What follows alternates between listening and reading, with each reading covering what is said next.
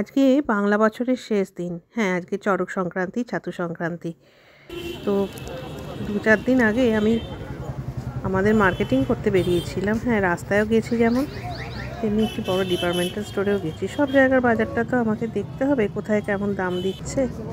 তো বড় ডিপার্টমেন্টাল স্টোরে যেটায় গেলাম, তার তলায় অনেকে বিক্রি করছিলেন। সেখানেও খুব সুন্দর, কিন্তু এই দেখুন ডিপার্টমেন্টাল স্টোরগুলোর হাল কি দেখুন। সমস্ত জামা কাপড় থরে থরে সাজানো আছে, কিন্তু ভিড় কি খুব চোখে পড়ার মতো।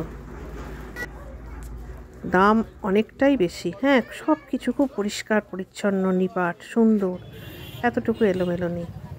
নেমে এলাম রাস্তায়, দেখুন কত ভিড়, কত কত সাধারণ মানুষ, অনেক মহিলা। তারা খুব আটপৌরভাবেই চলে এসছেন, বাড়ির কাজকর্ম করতে করতে চলে এসছে। কত বিছনার চাদর দেখুন, বিছনার চাদর, শাড়ি কেনার দিকে খুব ভিড়। আর এই যে মেয়েদের সাজের জিনিস, ছেলেরা তো পাশে রয়েইছেন, তারা টাকা পয়সার বিল মেটাবে, কিন্তু মেয়েদের আগে বাছাবাছি চাই। ছেলেদের বাছাবাছি সেরকম চোখে পড়ল না, তারা তাদের গাড়ি সামলাতে ব্যস্ত, পাছে গাড়িটা চুরি হয়ে যায়। আর ওই বাচ্চাটাকে দেখুন, দূরে একটু চাউমিন খাচ্ছে, মা নিয়ে এসছে তো সঙ্গে, তো তার খিদে পেয়ে গেছে।